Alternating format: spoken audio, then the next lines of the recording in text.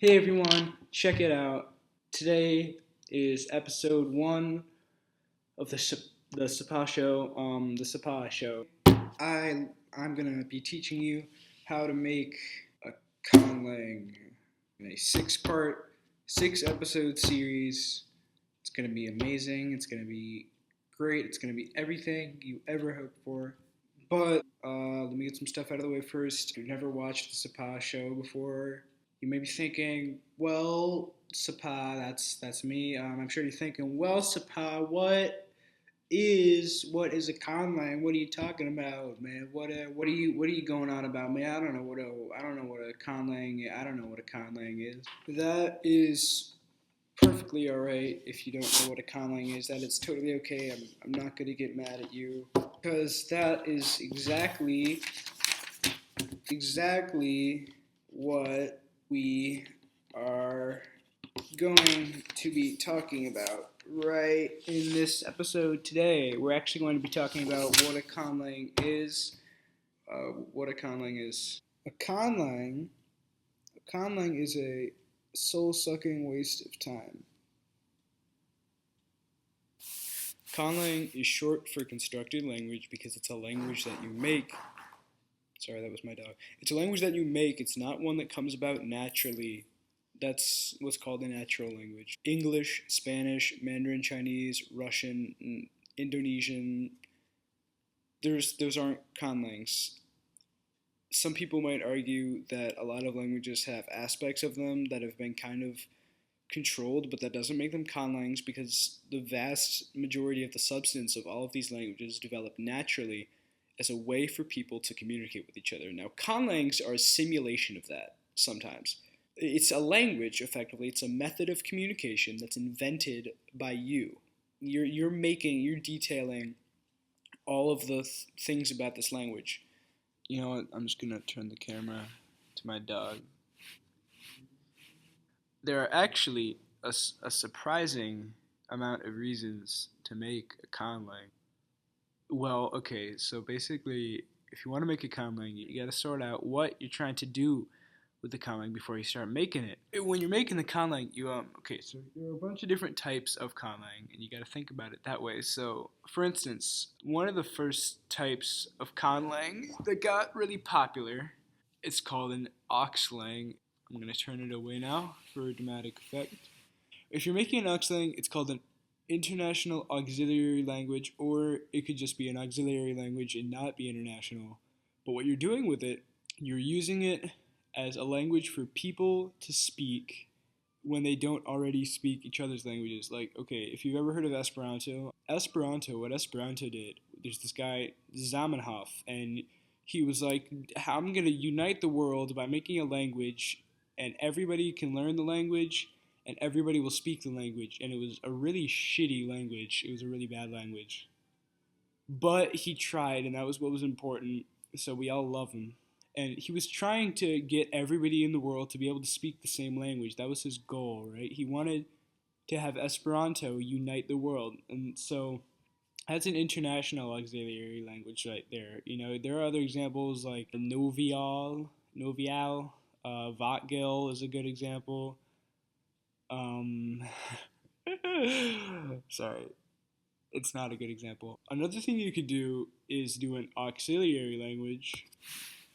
An auxiliary language, with an auxiliary language, you're just making it to unite a specific group of people. It doesn't necessarily have to be international. Like Afrihili was meant to unite the African continent, if I recall correctly, and there's a lot of linguistic diversity there. If you're making that kind of language, you want it to be easy to learn. That's big. That's the point of the language. You want it to be easy to learn because you want people to be able to pick up on it. Don't add a bunch of sounds no one can pronounce. Don't add a bunch of dumb grammar stuff. Don't do that. That defies the point. If you're gonna make an auxiliary language, the point of it should be to unite people, right?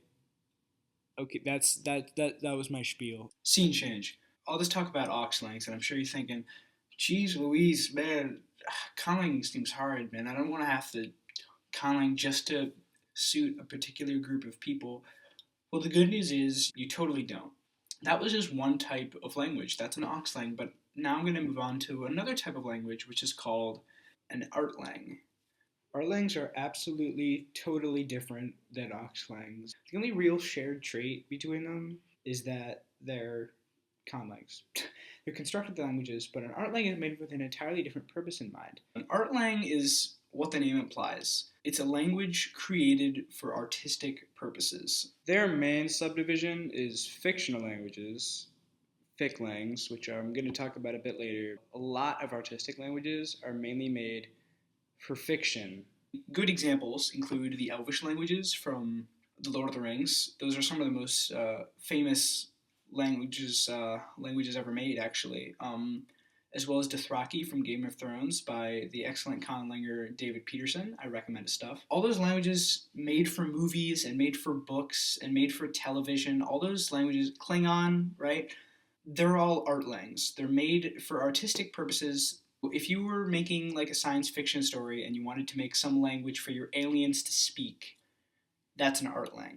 All right, now the thing about artlangs is that there's another side of the coin here. I've been talking about what's called fictional languages. All the languages, for the most part, I've been talking about in this section, they've all been created for an artistic work that's separate of the language itself. However, you don't have to make a language just to either suit a specific group of people or just for an artistic purpose. Like, not everyone's into that, right? The next main type of language I'm going to be talking about is called an englang. It might interest those of you who are into linguistics and are into making languages and are also into abstract thinking and science stuff.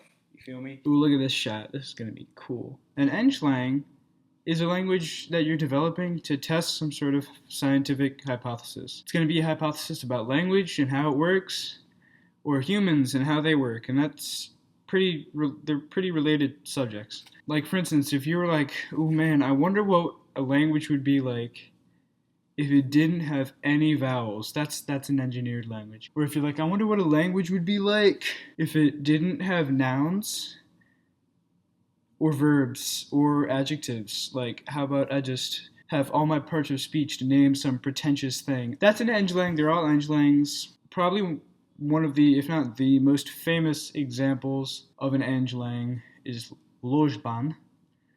You may or may not have heard of it, but I recommend you search it up. It's kind of interesting. It has its flaws, as does anything else, but it's cool to check out. And that's basically engineered languages for you. See, that wasn't that bad. Now I have one last type of language to talk about, and then we can kind of wrap this whole thing up, finally. Am I right? The last type of language I'm going to talk about is a personal language. Personal languages, in my opinion, are at once the least intimidating and also the most intimidating type of language to try to make, because there's literally no constraints. Kind of. Basically, if you're making a personal language, the only thing you're trying to do is make something that you like. So this is like kind of an extension of an artlang in a way, because where an artlang is made for aesthetic purposes, a personal language is just made for shits and giggles. You can do anything you want with a personal language, and the only factor that would ever go into criticizing it is if you personally like it or not. And that is all for today. Not really. Let me give a little summary first. Okay, basically, a conlang is a language that you make for any purpose. It's not one that develops naturally. It's one that you or a group of people create. Conlangs are divided into a few main categories. I've sorted them into 4. There's auxiliary languages, which are made to suit a specific group of people and ease communication amongst them. Artistic languages, which are made for aesthetic value and often for a fictional setting. Engineered languages, which are made to test a specific linguistic or sociological hypothesis. And there's personal languages, which are just made for whatever, so have fun with them. If you're going to make a language, the absolutely crucial first step is choosing what kind of language you want to make. It doesn't have to be one of those 4 categories even. What you have to sort out is, what are you making this language for? Why are you making it? If your language has no why, then it can't carry itself. It won't sustain itself. It's gonna be a sack of shit. Stay tuned for episode 2. Get working on some purposes, and best of luck to you. I'm Sapaa, and this has been a great first episode. I love you all. Out to Conlang critic, Conlang critic, Conlang critic, Conlang critic, Conlang critic, you know what? Fuck it. This is for you, DeQuali. This is for you, man. All right. Conlang.